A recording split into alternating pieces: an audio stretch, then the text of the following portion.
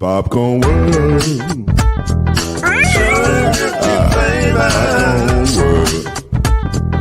Popcorn World. Yeah.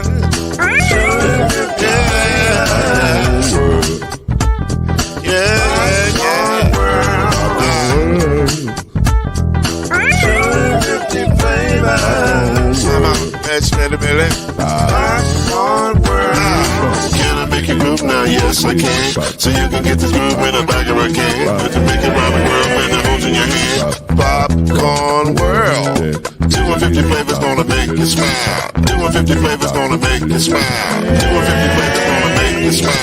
I said popcorn make you smile. Ah. 250 flavors. Popcorn World. Popcorn World. Popcorn World. It's a popcorn world. The popcorn world.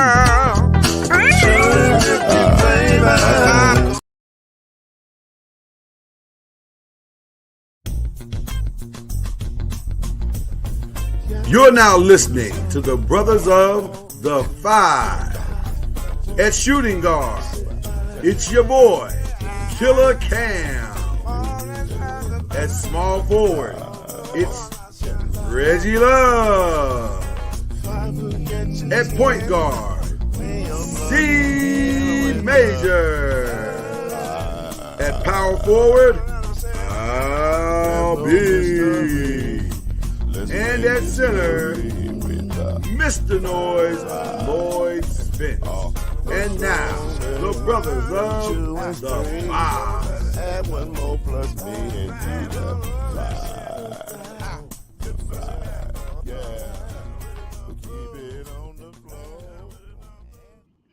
We are glad to be with you tonight. Some unexpected changes tonight, but nevertheless, we are holding it down. Me and C Major in the building. C Major, what's up with you? You good? Uh-oh, can't hear you. Y'all muted and whatnot.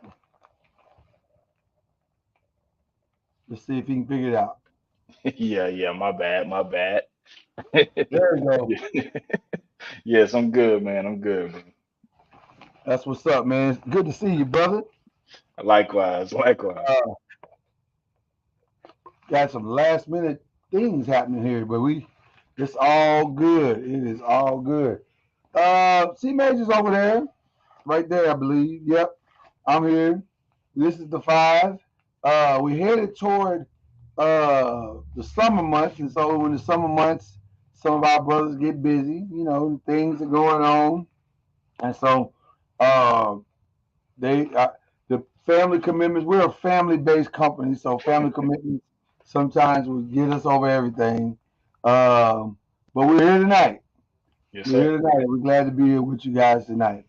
And man, we're here under what I would consider not shocking, but shocking kind of details tonight. Like, I mean, we do pretty well with predictions on this show. I don't know if we do this well. Like not many people in the country got this one right. Yeah. But you know, we gonna talk about what just went down in the second round of the NBA playoffs. But before we do, I do want to give you guys information on a developing story.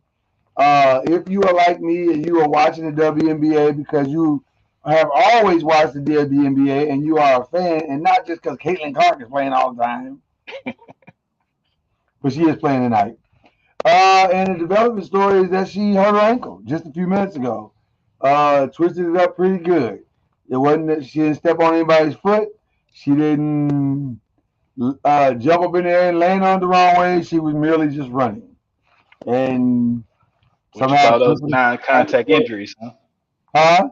You call those non-contact injuries, huh? It was definitely a non-contact injury. We were saving the Caitlin Clark to our fourth question on tonight, but we probably need to just go ahead and get that question in and We a can do little that. bit anyway, and then we'll come back to the fourth question at the fourth time. But we do want to talk about Caitlin Clark just a little bit. How do you think it's going, Chad? In what way? Because of the team way, it's not going too good. Well, But the whole thing just specifically her. How do you think it's going for her? well, I think that's going to the you know, talk about who's having the best, you know, but just her. How do you think it's going? she's putting up numbers for sure. In the last couple of Is she games. the highest winning game? She's put up the first game. She put up 22. Oh, I think you confused it. The first game she was nine. Okay. Yeah, I got it mixed up. Yeah, She put up yeah, 9, and then she rebounded back with 22. She rebounded back with 22. yeah. I mean, But yeah, technically, but without winter, that's true. but based off of the main people that we paying attention to, the Angel Reese's, Rakia Oh, Smith. yeah, we talk about who did it, No, I'm just saying based off of oh, we those. got all questions back there. I got slowing down sometimes. 5 days, 3 later, we got all questions. Just can't get all the based off shit. based off what I've seen from her. Okay. Based off But what I've seen I from don't her. need the words too. But I'm trying to fight it because I know I got a lot to say about that fight. But Based off what I've seen from her, it's a lot of entitlement.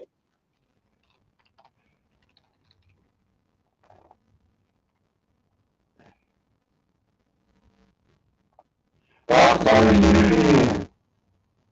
You did it again. I don't know what happened. My Yeah, bad. I hit the button. Sorry. Yeah, I'm talking with my hands. I Uh, got you. it's not gonna be like it was in college. So I mean, her team had the number one pick for a reason, and they still don't have a win. So I mean, it's not a good start, but it's still you know it's still early. It's like the second, third game, so I mean, it's not going off to a good start, but the WNBA probably needs her to get to a good start to build, this anticipation and what they're trying to do. But Okay. I don't think her being the savior is working out right now. Okay. And listen, I understand why. I know why Chad wanted to do the comparison, and I know why he's hesitating. Because all of America is hesitating if you're in the media talking about Caitlin Clark right now. But I've never been one to hesitate. I'm just going to say what everybody's thinking. It's not going great. It's not going great. And the reason why it's not going great, and I just heard shout out to Andrea Carter, the great Andrea Carter, who does a phenomenal job on ESPN. And she too is walking that line of how to say it. And tonight it was the best one tonight that I heard her do was, it's really important for them to get a good training camp before the season starts. And I think the WNBA is going to have to figure out how to get them a good training camp before the season starts. Let me translate that for everybody watching here tonight on the Five Nations. It's not going well. And the main reason it's not going well is because Caitlin Clark has spent her entire probably middle school and high school and college life playing in offenses that are catered to her skill set. And that has not required her to truly play the type of team ball that it requires to win real championships on a professional level at the highest level. She Let has me ask you a always question. been the reason why her teams won. She has been always been the reason why her teams put up big numbers. She has always been the reason. And right now, she is playing what I would describe as a very horrific style of team basketball. Let me It ask you looks a very question. much like the Iowa style of team basketball that she was playing, which is to say, it wasn't very teamish at all. Let me It ask you a was question winning though. in the pips. Let me ask you a question though. Yeah. Um, if she was on another team, say like the Las Vegas Aces, Okay. how would things be different based off her coaches? Her coaches? Yeah, she'd be on the bench. Say it again. She'd be on the bench. To be on the bench. Okay. She wouldn't be playing at all. They would put her in as maybe a 6-man novelty kind of thing. Let her shoot a little bit just to shoot, which by the way is not a bad plan, because you're asking a kid who never has done this, never played this style of basketball before in her life, to start playing total team ball when she's never had to do that. She's probably had the ball in her hands on the teams that she's played on in her life no less than 80 to 90% of the time. And that is, we both know that ain't going to work in a professional setting. Tonight, she literally tripped over her own 2 feet trying to get around a pick. But the other day, she ran slam into a pick and that was set by Breanna Stewart and got knocked on the ground. And let me say something to all of the people out there who are saying the WNBA set her up and they set her up to fail. No, they didn't. You know what they did? They scheduled games, which is what you're supposed to do. When you put together a schedule for a professional team, you schedule the games. And guess what? You schedule the games against some of the best competition. You know why? Because you want to see the best players, or the so-called best players, play against the best competition. That's how sports work. It's worked that way since the beginning of televised sports time. And so this is no different. She's being treated no differently than any other player in the history of sports is being treated. But she is different in the sense of we've never seen a player with her ability come into the league and have to live up to such, dare I say, ridiculous expectations coming out of the women's game.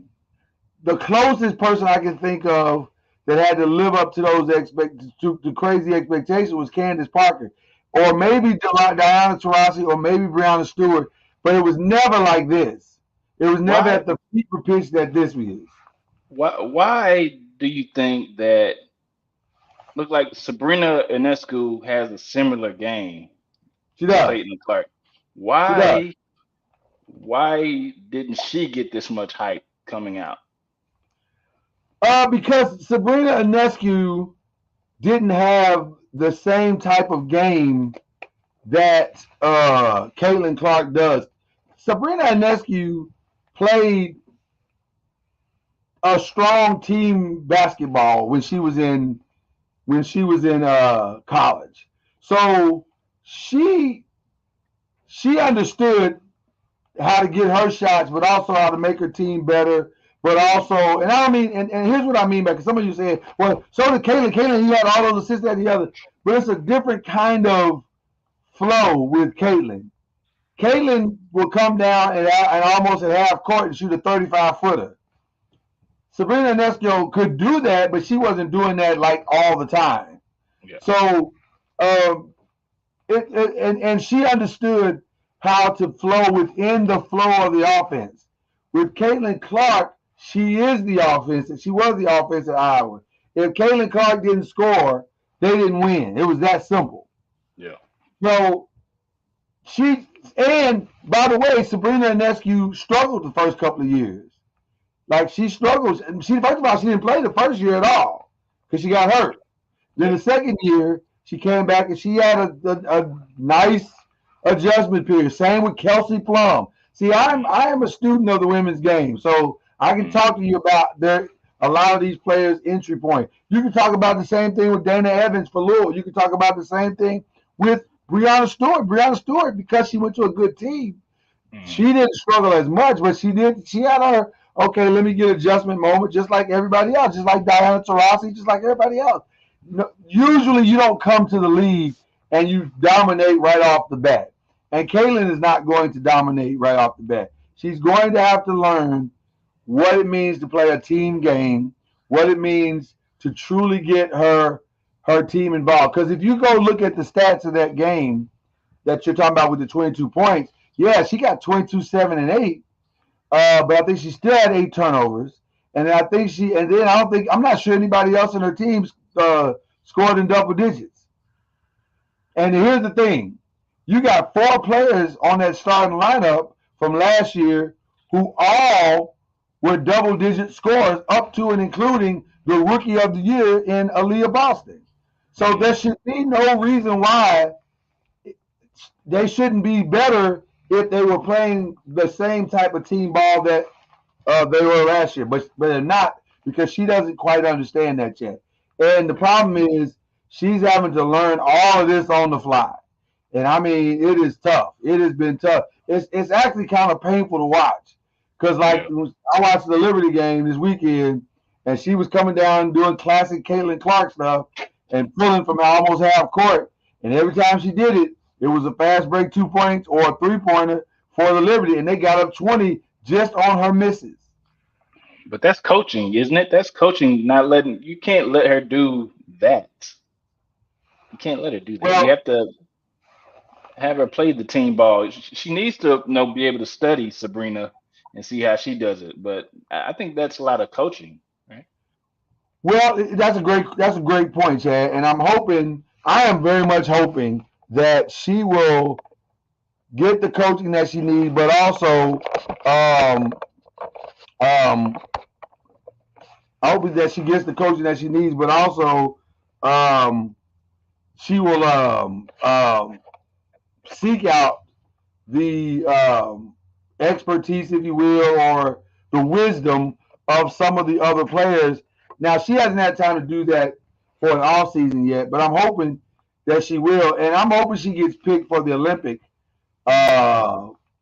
team this year, because that will help her game. That'll take her game to exactly where it needs to be, playing with the Olympic team.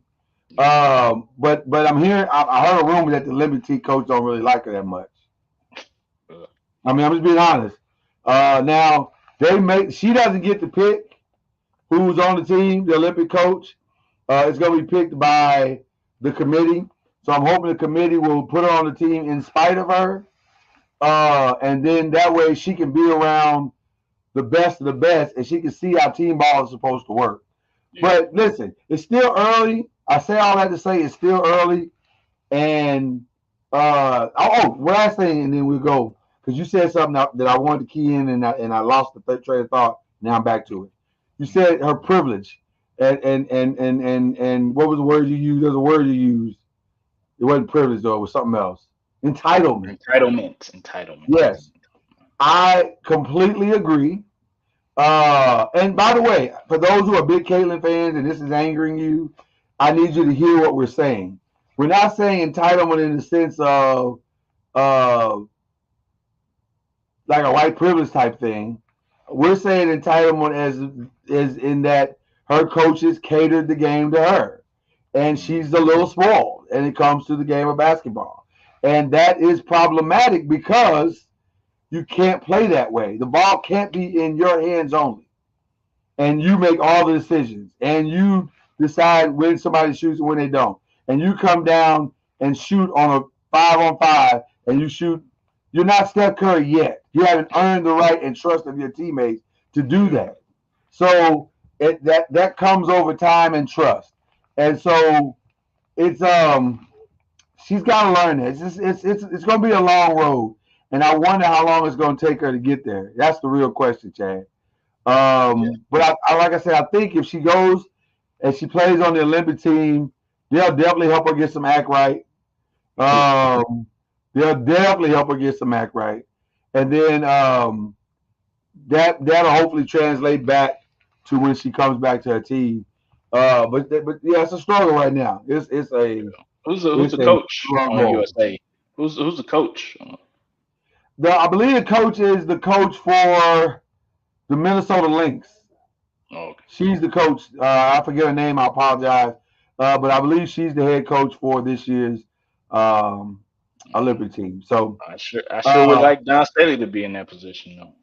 It would be nice if Don was there. Don would definitely also help her get some act right.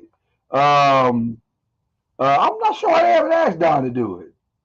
That's a great point you just made there, sir. Yeah. Because Don would be an excellent and highly respected coach for the Olympic team, especially since she is an Olympian.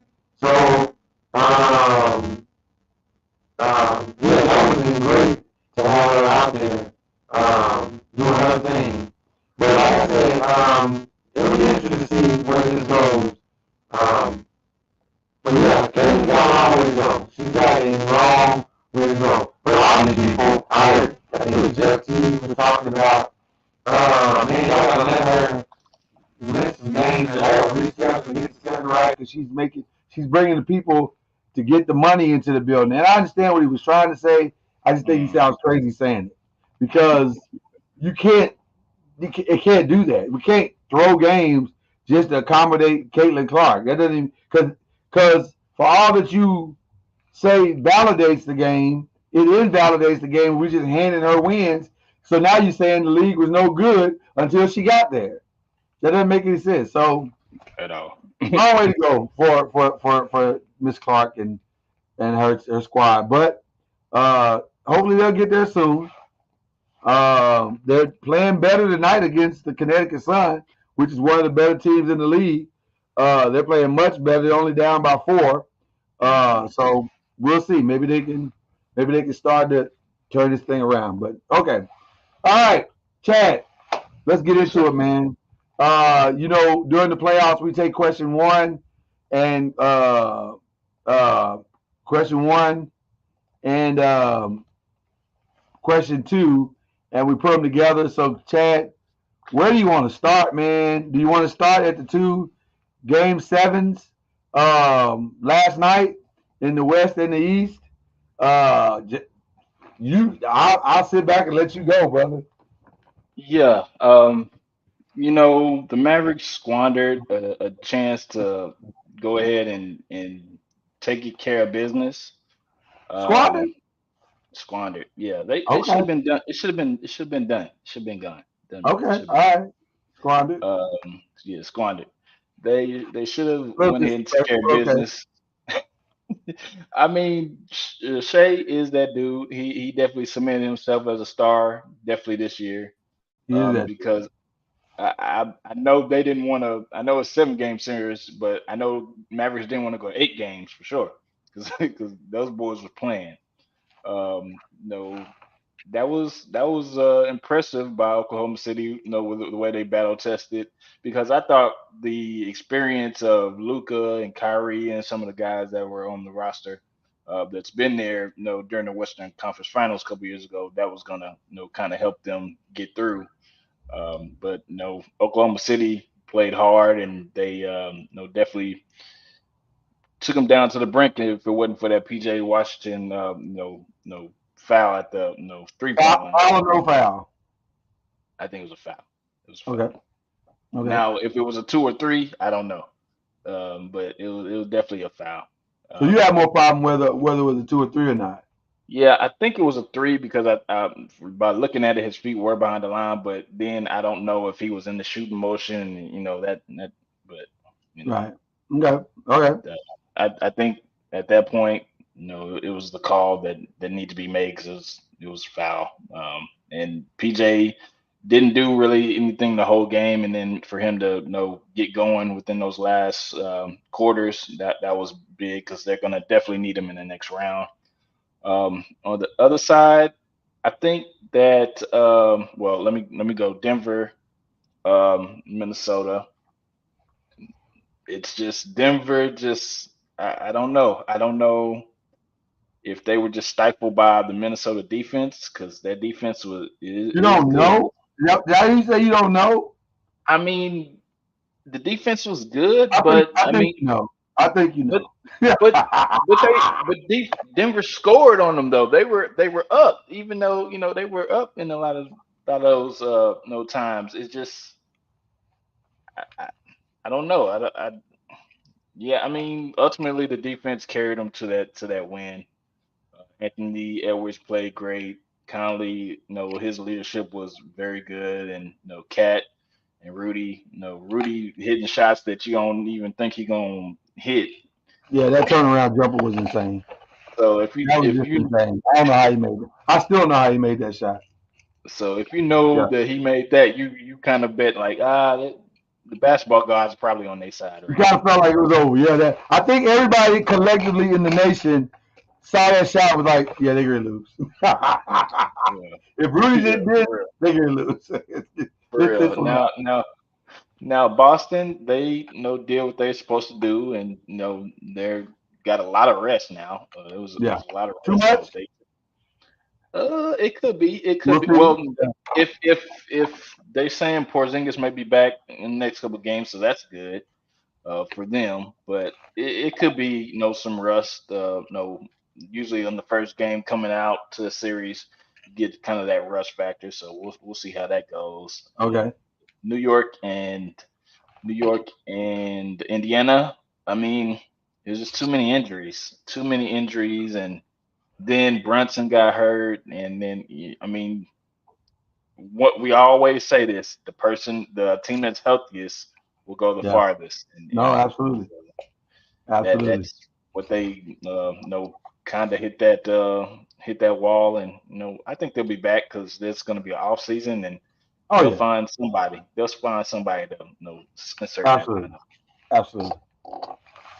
I'll start where you ended. I felt really bad for the Knicks because 1 through 12 they played about as well as you could play under some horrific circumstances. And when I say 1 through 12, I only really mean 1 through 7, and a possible because there was just a couple of guys that just for whatever reason, Coach Thibodeau just wouldn't play, but they still battled and kept fighting and kept fighting and kept fighting. But after a while, it just ran out of bodies, man.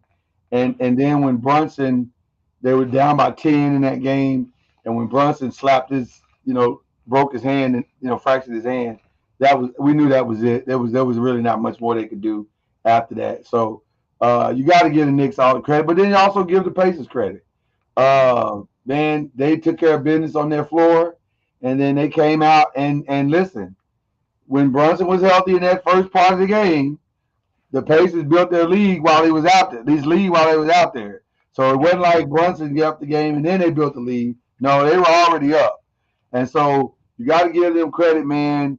They put their heart and soul in that game. They played phenomenally well. And I'm gonna tell you something. Well, we'll get to that in a minute. We'll get the predictions in a minute. But I was impressed by the Pacers. I was really impressed by how they closed that game out. As far as Boston did what they're supposed to do. But again, they lost that one game that they weren't supposed to. I'm telling you, keep your eyes on this team going into this round and the final round because I just think this style of play against a better defensive team, the cracks are showing. The cracks are showing. So we'll see. Are you saying that because you don't want them to? Predictions. Are you saying that because you don't want them to have more rings than the Lakers? The fan in me is saying that for sure. The journalist in me is saying that because I see the cracks in the team, and we'll get into that in the next question. But I definitely don't want them to have more than the Lakers. Absolutely, there's no question about that. All right. On the West side, I do not think the Mavs blew it. I just think Oklahoma is a player away from being legitimately the number one team in the conference. They just need a big. They need a big desperately. And in some games they're able to disguise that because they're making their shots. But in that last game, they were not. But yet they battled back. You got to give them credit because they battled back in that last game. I'm sorry, they took the lead in that last game, and they fought. They definitely fought and had a chance to win that game. So I just think they got to find a big, and maybe a point guard too, a backup point guard too, to help take a little pressure off of Shea. Yeah. It wouldn't be bad to have a veteran closer, somebody that knows how to close. You can put him next to Shea in the end, and then let Shea focus on just getting his shot as opposed to trying to involve everybody or whatever else. So I Do would you have I would somebody in probably look mind? at huh? Yes. Do you have somebody in mind? I don't right now. I don't. I know we'll probably have a show here soon where we talk about off-season moves. In fact, we'll be talking about off-season moves probably tonight, baby. But I don't yet. But I don't know. We have to think. I have to think about that. And then, of course, what I thought was the very best series of the first round, Minnesota and Denver. And I'm gonna just say it. I'm gonna say what I thought it was. The last two games, Minnesota took those games. I don't think it had anything to do with Denver. Anything. Mm. I think the only mistake I think Malone made is that he overplayed his hand in that last game, and he pushed Murray and Joker too far in that game. And because Joker, I think he played, if I'm not mistaken, he played either 46 or 47 game minutes out of the 48. Well, man, come on. I mean, I know that's your He-Man. I know that's your Mr. Everything. 47. But bro, everybody gets tired. And He played 47. Yeah, and some of them shots that he was missing in that game was fatigue shots. They were fatigue shots. And so, and Murray, he had nothing, like he gave you a solid 24 in the first quarter, so you can't be completely mad at him. But man, he did that when Anthony Edwards wasn't guarding him. When Anthony Edwards started guarding him, that next 10 was he struggled through that. And I think it was so the bench. I think it's the bench that also didn't show up really either. well, and that was gonna be my last thing. I didn't realize until after the game, although you did see it in the game, but you really didn't. It's like you saw them missing, but I don't think we all cognitively realized how bad they were playing until after the game, and you realize, oh snap, nobody else really scored double digits, and the only person that got even close to double digits was Porter with 7. So they played really bad. Like they didn't. The defense of Minnesota in that second half rose to a place that I was like, wow, that's the defense from the sixth game and from the second game. That's that defense. And so I give Minnesota the credit, man, they deserve. And let me tell you something, bro. I know people are going to say Jaden McDaniel balled out, and he did because he led all scorers with 23. I know people are going to say Cat did his thing because Cat was dominant inside, and he took it to Joker, especially that second half because Joker was fatigued, and Cat took advantage of that fatigue. He took it to his body and pushed him, and so he did all things. But bruh, shout out to Naz Reid. I don't think they win without that 2 or 3 minute stretch where Naz Reid just did everything. Like he had an assist, and he had 2 blocks, and he had 2 putbacks, and he had the key critical 3 out to Anthony Edwards. And shout out to Anthony Edwards for saying, you know what, my shot ain't there tonight. But you know what I can do? I can lock Murray up. I can make these assists, and then I can hit key shots when I need to. Shout out to him for making the right plays at the right time in the game. So I just think they took it from him, man. Coach Malone, don't be no punk, bro. Don't be no punk. He's a sore loser. Last night, they had some band activity going on. Some real band activity going on last night. Because you can't. It's all good when it's good, but it's all bad when it's bad. And all that. And then when we trying to get to the bottom of why you lost, you want to, that's a stupid question. Nah, man. Act like a man. Yeah. Be a man about yours. Take a sore loser, man, for sure. See, it's all fun and games till the rabbit get the gun, ain't it? So, all right. So that's how I thought about everything. I thought that Minnesota Denver series, man, I don't think we could have got anything better out of that. That was 7 fantastic games. And the fact that 7 both of them weird games went 7 games is crazy. Yeah, it was 7 weird games, very, very strange games, but 7 good games nonetheless. I'll take that. Okay, let's jump over to question 3, which is where's this going, man? Because we got a face-off, and the reason why we call tonight's show face-off is because the so-called face of the league, Nikola Jokic, is out, yo, and LeBron is 40, yo, and Steph is 35, 36, yo. So and KD is lost in the sauce, yo. So we need a new face of the league. Who is the face of the league? And you got to believe that one of the 4 teams, one of the stars of the 4 teams, is probably going to take that spot. So who's it going to be, Chad? Is it going to be Jason Tatum or Jaylen Brown? Is it going to be Tyrese Halliburton? Is it going to be Luka or Kyrie? And wouldn't it be a story if Kyrie stepped back into the spotlight? Oh my God, it'd be crazy. Or is this league set up, if all the stars align, set up for Anthony Edwards to take the throne at 22? Well, I said this on a prior show, and we talked about it. We've thrown it back and forth.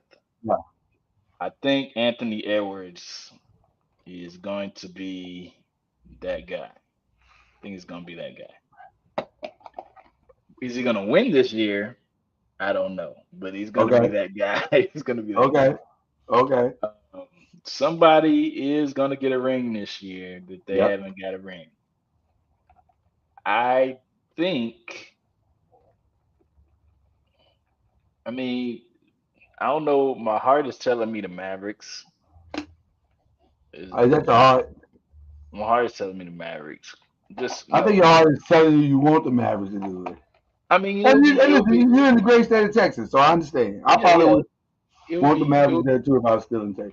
It would be cool to have them go ahead and win. But you can't discount Boston on the other side. And they have 2 of the guys that's been there before.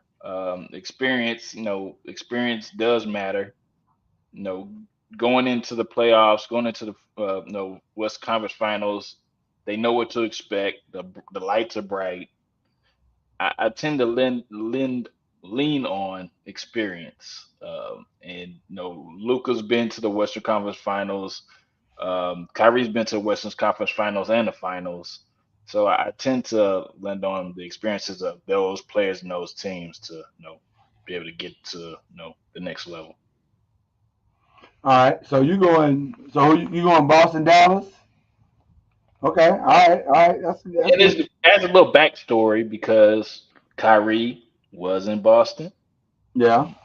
So a little bit more storylines. Got a little bit of a full circle moment there. Yeah. Okay. All right. I'm a little different.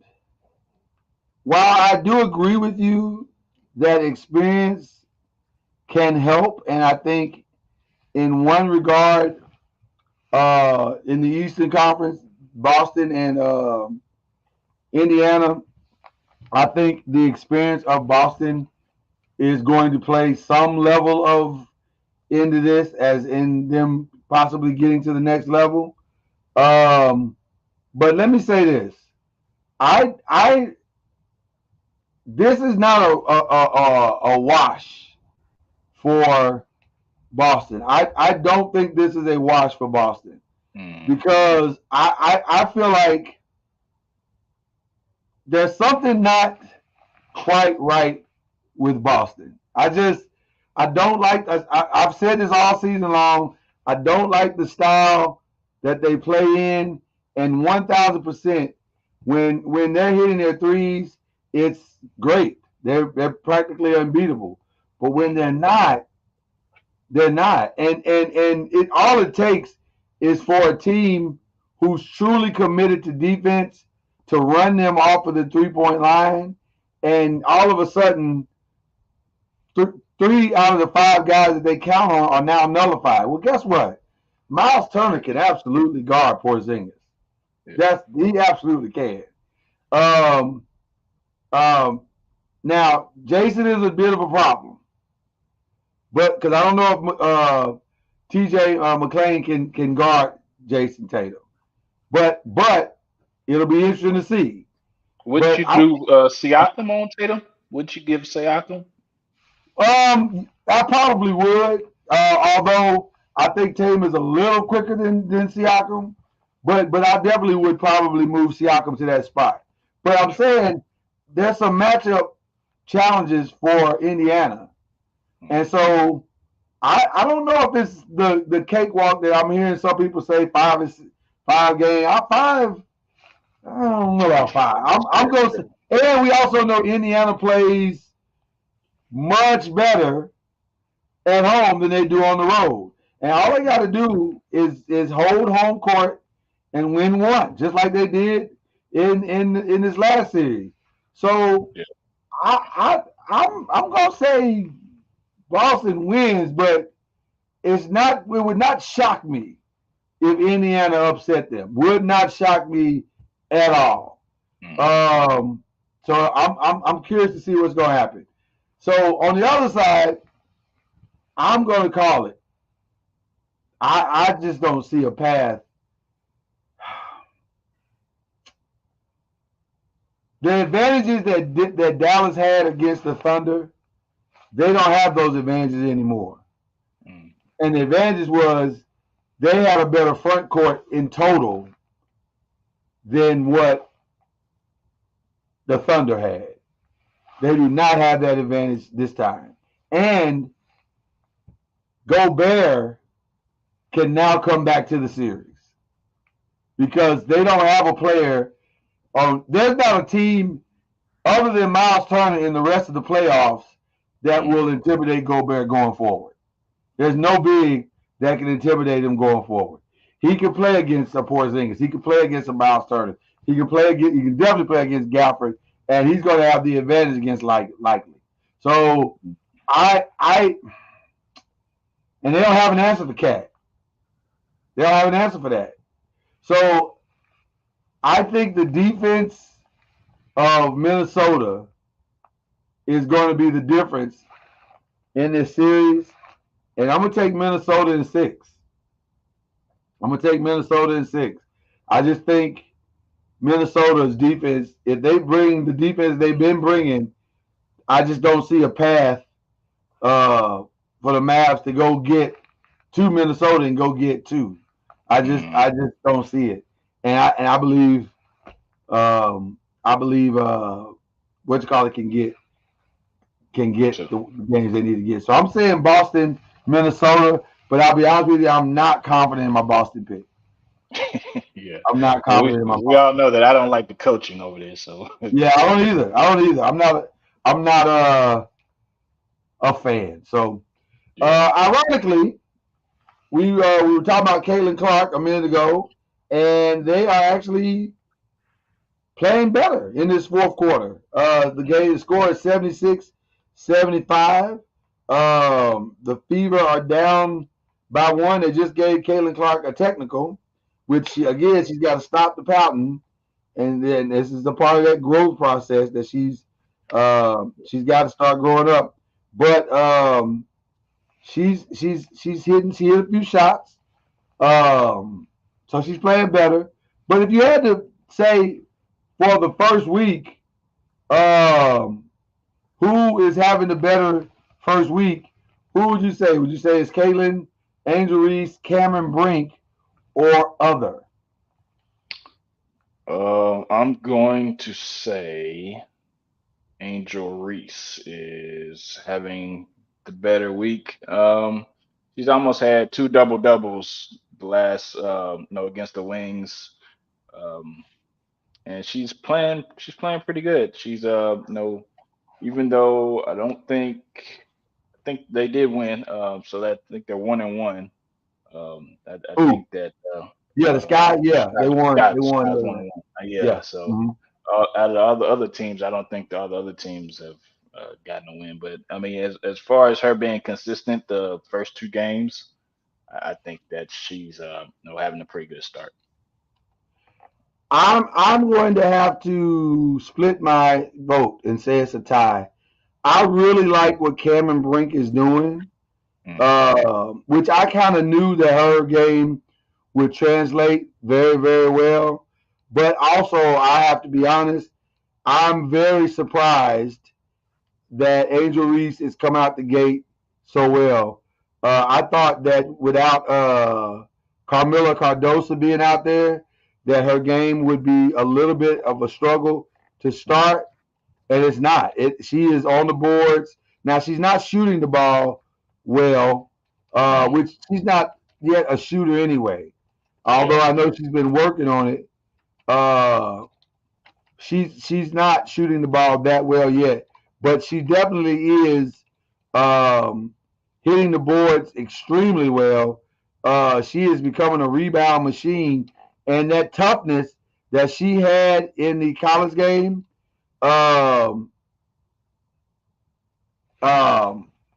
she brought it. She has brought it to the professional ranks in the WNBA, and so I got to give her all the credit in the world, man. Shout out to Angel. And then also like Angel's Kayla's teammate Martin. I think it's a teammate. She played well in her first moment with the Aces. She had some good moments in that game, and so I think she's going to be a nice complementary player. I believe that's where her role is going to be in the WNBA. Just really a nice complementary player on whatever team she lands on. I don't think she's ever going to become that great superstar player, but listen, there's something to be said about doing your job, and she Yeah. she did her job the other night. So shout out to her for doing her job. So Do you have a problem with only 13 of the 36 draftees are on the roster? You have a problem with that? um, Do they have to open up more roster spots? well, they're trying to get to the place where they get more teams. They really are, and so listen, there's only 12 teams. That's 144 players. Everybody gonna make it.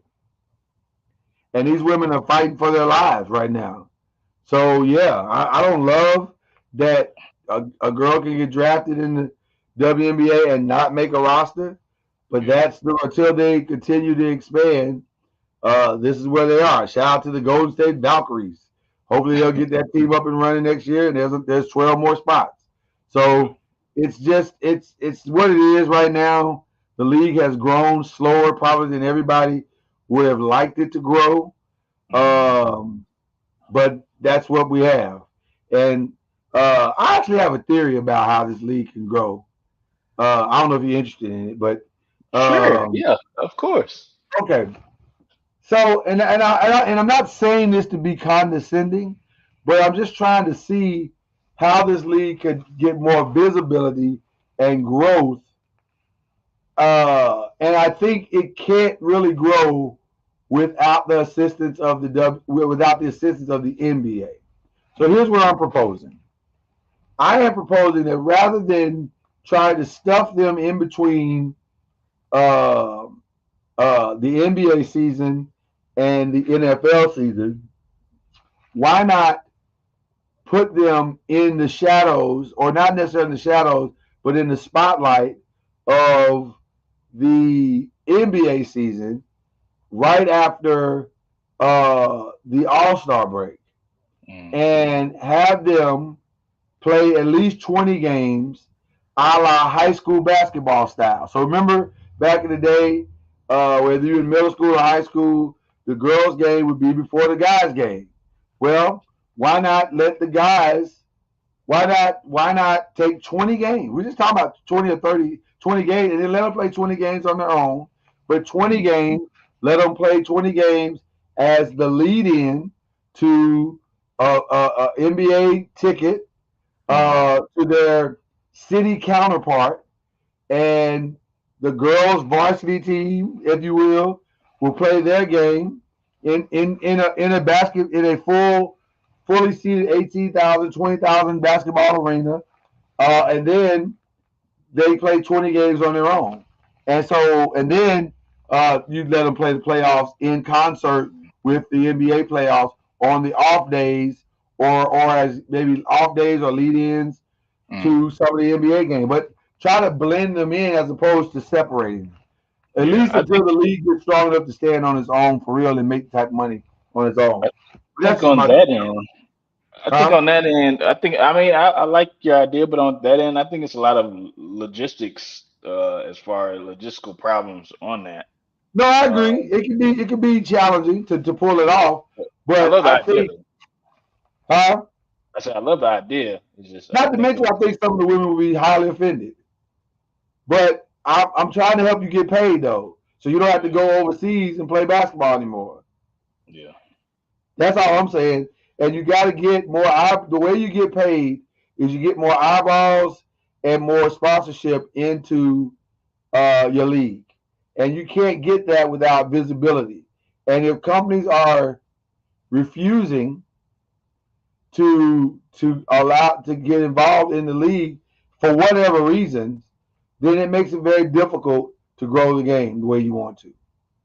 And then you can never get those 7 or 8 other teams you want to get. So that, like you said, Chad, ladies aren't being cut, that got drafted. You got dressed up and had your great draft day, and then you didn't even make the roster. That's crazy. That's crazy. Yeah. We're doing the 4B for y'all tonight, man.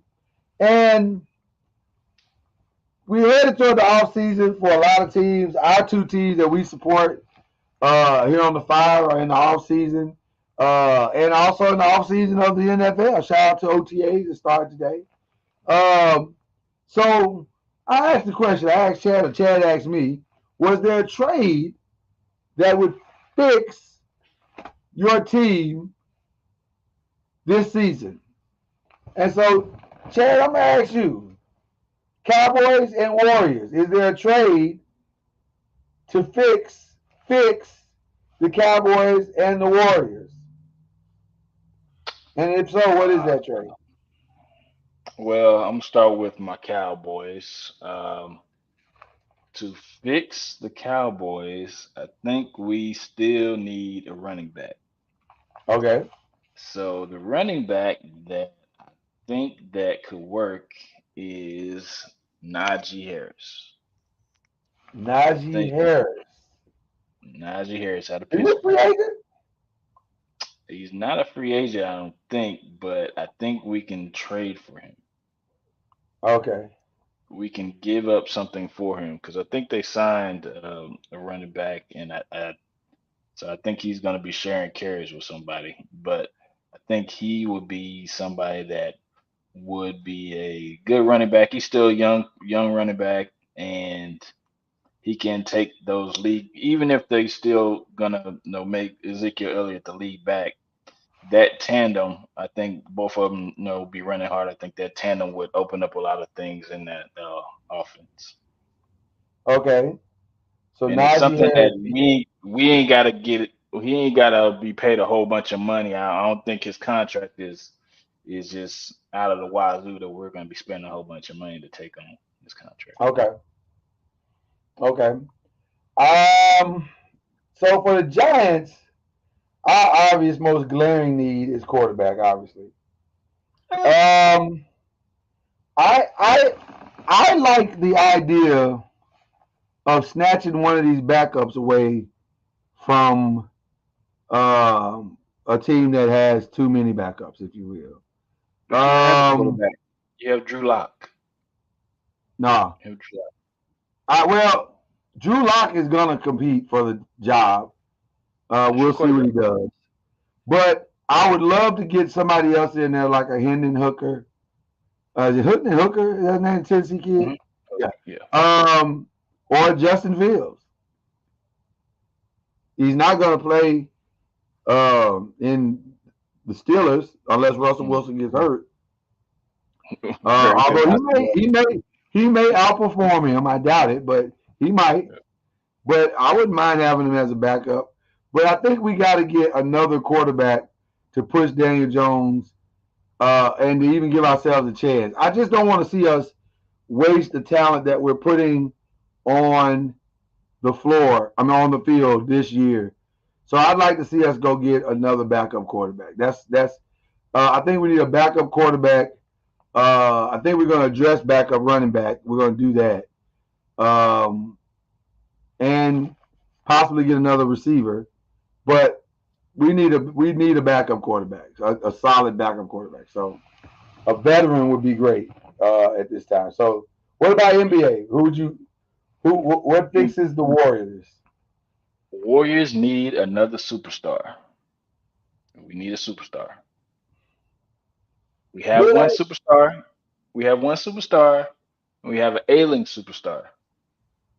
We need somebody to pair with Steph that's consistently a superstar. Okay, who That you could gonna be get? that could be only a couple people.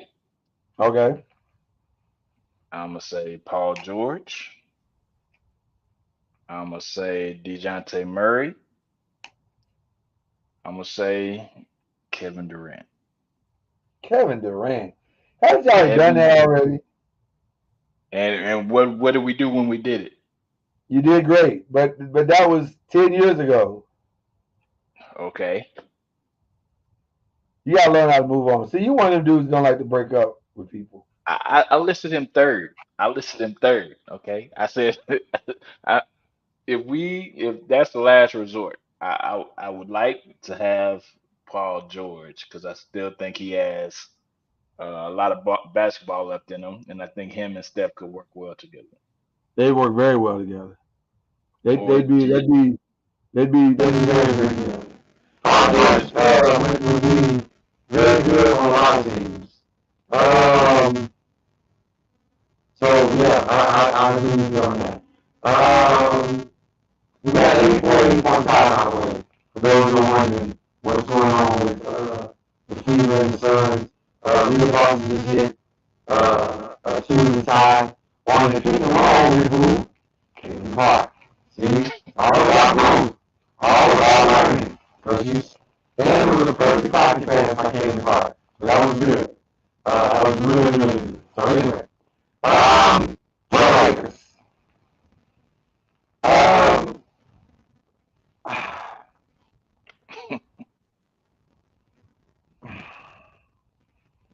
Minnesota has taught me something.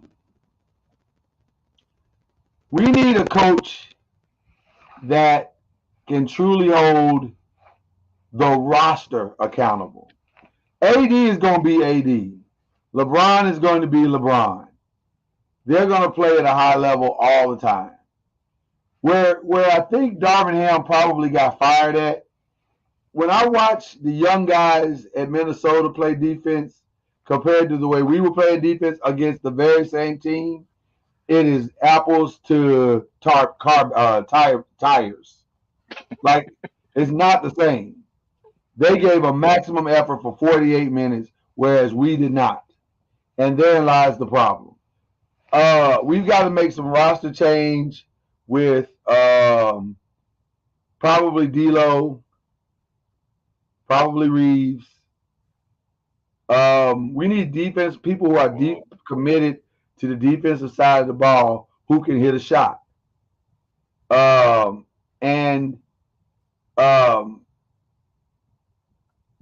LeBron can't play a strong 48 minutes on the best player anymore. He can't be Anthony Edwards, but he can be a solid backside help defense and help AD on the backside of the defense as well, and help angles and block shots and stuff like that on the backside, help down the front line. We need a point guard and a shooting guard that can play defense. But then, do we need another superstar? It wouldn't hurt. It wouldn't hurt. Because anytime that we can buy LeBron is helpful. Because that makes his 25 and 10 just that much more impactful. If he's getting it in the third and fourth quarter as opposed to the first and second. So with that being said, You heard the names that are floating out there are some of the same names you hear with Chad, Paul George, DeJounte Murray, of course. But I like the thought of Donovan Mitchell being there. I like the thought of DeMar DeRozan being there. Those are Trae good names. Young. Trae Young. I do not like the Trae Young name. We already have Trae Young. His name is D'Angelo Russell. Basically the same player, except shorter. Yeah. So I think we need because I don't know if Trae Young can't play under the bright lights of Atlanta, he damn sure can't play under the massive lights of Los Angeles. So no, I don't like that at all. He may need to But go to Oklahoma, where you said that they need another guard. He may need to go to Oklahoma. That's where he's from. See, I think he would mess up the flow there. They got a good chemistry there, Yeah. and I think you don't want to.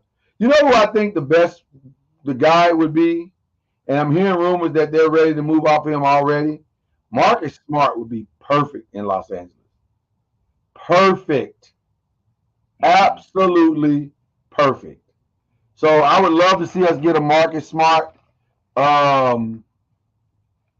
Keep your eye on this one as well. Chad, Steven Adams is going to be on a 1-year, $12 million contract. That could be an interesting pickup for somebody. Yeah. Could be a very interesting pickup. Could be an interesting pickup for Oklahoma because that's all they're missing is somebody to get rebounds and dive to the basket and compete with. Golden State need them too. So Golden State need them too. Well, we are talking about your team right now, so you're permitted to say that. We need them. If I'm just being, I like Steven Adams in there, though. I was talking to some people and they were like, "No, y'all need Christian Wood to take the next step." Well, the next step for Christian Wood is health. Yeah. That he'd be healthy. That's his next step. But I like having I like Steven Adams, the possibility of Steven Adams. I really like that. But the Donovan Mitchell thing excites me the most because he's got everything. And then that solves our long-term problems as well. I'd be okay with Brandon Ingram, but I don't love having Brandon Ingram come back. I don't love that. Why is that? So we'll just see how that unfolds. Why you don't like Brandon Ingram coming back? Out there that are interesting. What about Brandon Ingram in a Golden State jersey? I like. You okay with that? Why you don't want him? Because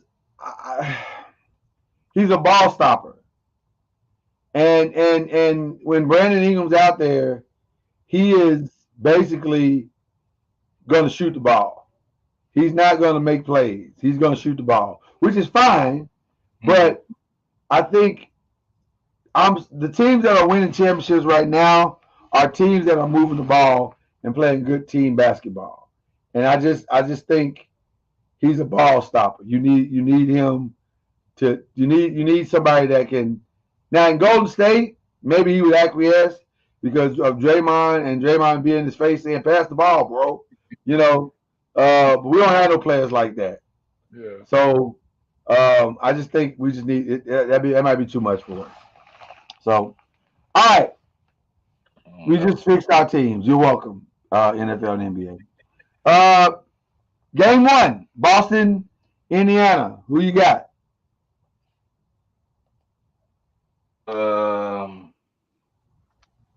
Who takes game 1? Reluctantly, I'll say Boston. Reluctantly. They get game 1? Not 100%, but yeah. Okay. 60, all right. 60-40. Yeah. Boston. 60-40. Okay. All right. I'm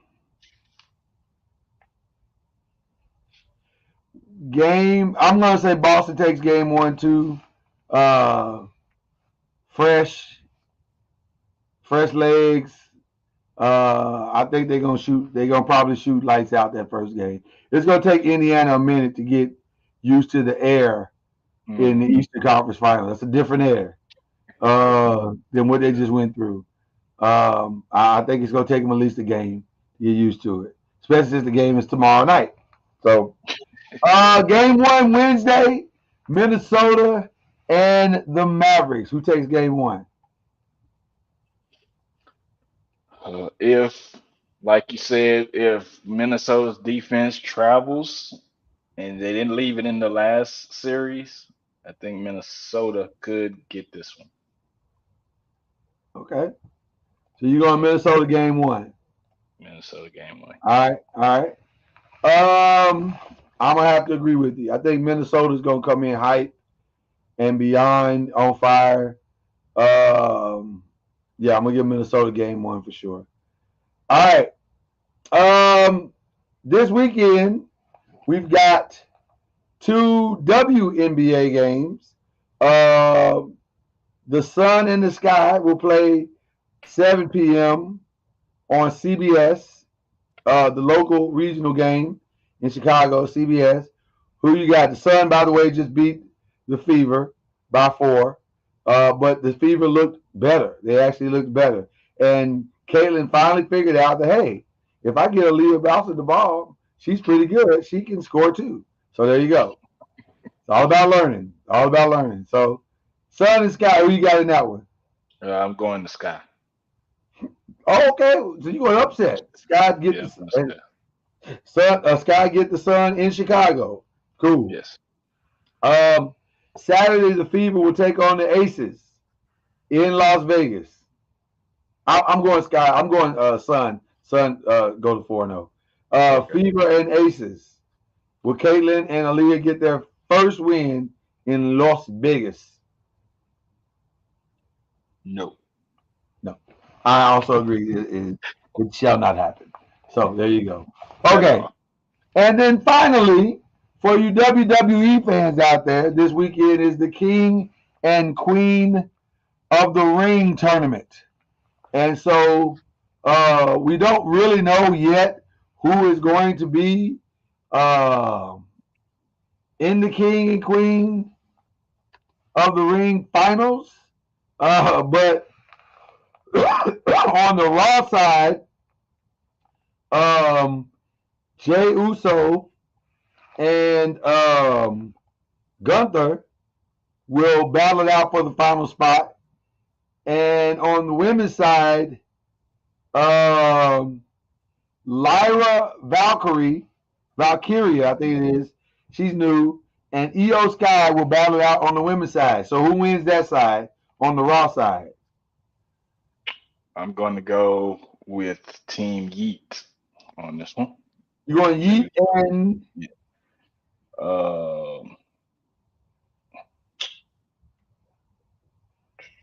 I like the way they're pushing Jay, by the way. Yeah. I think Io Sky. You're going Yeet and Io Sky? I like the way they're pushing Jay. I wonder if they're not setting Jay up for another bloodline moment because they love Gunther too. I think I'm gonna go the opposite. I think I'm gonna go Gunther and Io Sky for the Raw side, and then on the SmackDown side, I'm gonna go. The finals is gonna be, or the semifinals is gonna be Randy Orton and Tonga. And on the I forgot the other side. It's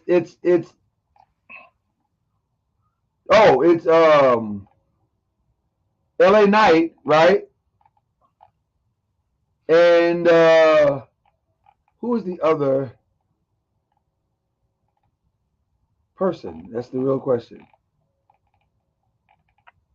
I forgot who the other person is.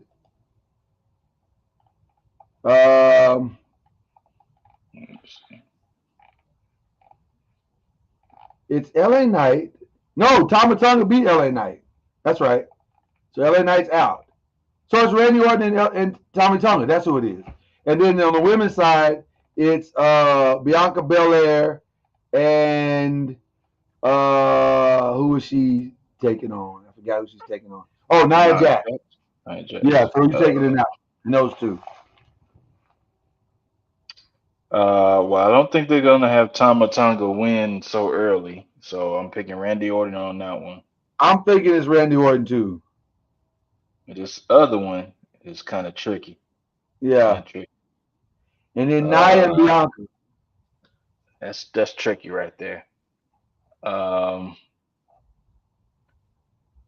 They've been trying to push Nia, but they haven't done a good job until now. So hopefully she'll get the push that she needs, and I think she'll get it. I'm gonna say Nia too because I think they like where Jade and Bianca are, and I think they want to keep pushing them together for a little while. Here's the reality, and some of you who are wrestling fans are not you like what I'm going to say. Jade has all of the potential in the world. She has it. She's got the look. She's got the charisma. She's got the physicality. She's got the strength. She is not a great wrestler yet. Not yet. It's a lot of hand holding being done in the ring. For those of us who have been lifers and we study this thing with the WWE, not just for the entertainment, but on the business side and performance side, you can tell she's behind. Like AEW did her no favors. Like she's behind. And it's okay because she's gonna get it. She's definitely gonna get it. Especially the longer she works with Bianca. If she can work with Bianca for about a year or two, she'll be great. She'll be one of the best to ever do it. But I think right it's gonna now, be a betrayal at some point. They're gonna be a betrayal. Yeah, I'm sure somebody's gonna betray somebody at some point. That's where we're headed. But and by the way, I'm okay with that. Like I'm totally okay with that. Yeah. But she's gotta learn the nuances of professional wrestling, which she doesn't have quite yet. And it's moving. I'm not trying to say she's Caitlin Clark yet, but she's Angel Reese for sure. Like you can see the potential, but you can also see, girl, you need a little work. You need a little work. So it's coming though, but you can tell it's coming because she's got the character of Jade Cargill. She's got down pat. She knows that character inside and out. The wrestler, she's learning it still. She's trying to learn it still. So, all right. So, who's your king and queen of the ring based on who you just announced? Io versus Nia and Randy versus for you, Jay.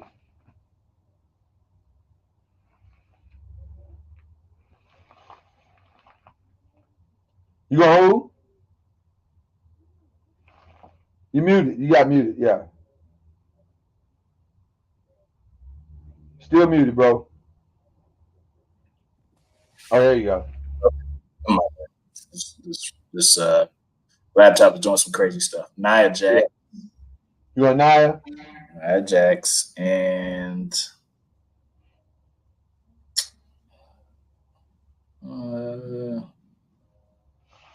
I'll go ahead and go to Viper Randy Orton. Okay. Probably gearing up to do something with him. So King Randy, huh? Yeah. Okay. I'm gonna also co-sign Nia Jax as your new queen, because it just makes sense to put the crown on her. Yeah. And then you know what? I hate to say it, man, but they took the belt off of Gunther. I just don't think they want Gunther out here naked. I think Gunther is either gonna win Money in the Bank or he's gonna be king of the ring. And so whoever loses King of the Ring is gonna be Money in the Bank. So between Jay and Gunther, that's what I'm saying. That's my prediction. So I'm gonna say Gunther gets King of the Ring. He beats Randy Orton, and he gets King of the Ring. So there you go. So those are our 5 predictions, ladies and gentlemen, for this week. Real quick, I want to give a shout out to our brother Cam, who's dealing with some personal family stuff tonight. We sending our thoughts and prayers to him and to his family for everything to be all right. Amen. And then, of course, our brother Reggie, who is preparing to graduate.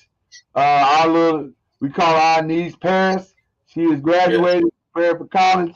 So we send our thoughts and prayers to our brother. And also our brother Al, who's sending his baby girl off to graduation this week as well. A lot of graduates. And our brother Ron Nolan, who is sending his baby girl off to graduation this week. A lot of graduations this week with our 5 brothers. So shout out to all of them this week. Who you shouting out on a personal note, though, my brother? First off, I'm gonna shout out my beautiful wife. Shout her out. Shout out to the lovely Miss Major. Yes. Strong person. Shouting out my little boy Mason, who wrapped up his first flag football season. So definitely Was the MVP? He's definitely defensive MVP for sure. Definitely. Okay. He had a pick 6 during the season, and he almost had 3 picks yesterday. They just wasn't too that close to grab, so he almost had 3 of them boys yesterday. Okay. And I think me and his grandfather are talking about coming out of retiring and maybe coaching. There you go. The ideas thrown around, so we'll see. All right, I like it. Also, shout out, Cam in his absence, and Reggie in their absence, and shout out Paris and the whole Williams family and Alexander families for sure. Shout out you, bro. Always coming through. Definitely shout out you and your fam. Shout out the Harris family. Leah Harris also graduated. Faith Harris. Yes, Faith. Yes. Yeah, Faith graduated. Graduations everywhere. So, there's a lot of 2024 graduates out there. So definitely, on to bigger and better things for sure. Oh, shout out to one of my business partners, Randy Raz, who graduated with his master's. He's actually graduating his master's as we speak. So, so shout out to him.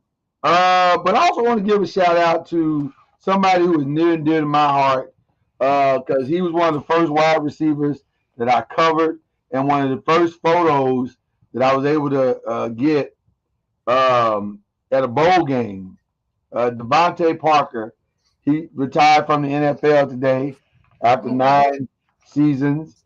He is taking it to the house, and so shout out to him and a great career. Anytime you get your mama out the hood, brother, that's a beautiful thing. So there you go. And then shout out to man. And then shout out to the NBA All Rookie team. First team: Chet Holmgren, Victor Wembanyama, Brandon Miller, Yami Jaquez of Miami, and Brandon Podziemski of Golden State. The second team: Derek Lively. I don't know why they call him Likely, but it's Lively. Derek Lively, Amen Thompson, Keontae George, Kason Wallace, and Gigi Jackson of Memphis. So shout out to the All Rookie team. All those guys had phenomenal years. Chet Holmgren and Victor Wembanyama unanimous in the decision, and Brandon Miller only missed it by 1 vote. So I missed being unanimous by 1 vote. So shout out to them. But yeah, All Rookie team, we give them a collective shout out here from the 5. All right. Listen, another great show. We'll be back to do it all over again next Monday. That is C Major right there. He is the little bro, and he makes this show go. That's why it's so good. I am your host, Lloyd Spence. Appreciate you. We'll see you guys next week right here in the Eastern Conference Finals. Face off, y'all. Face off. Face off. Face it off your face.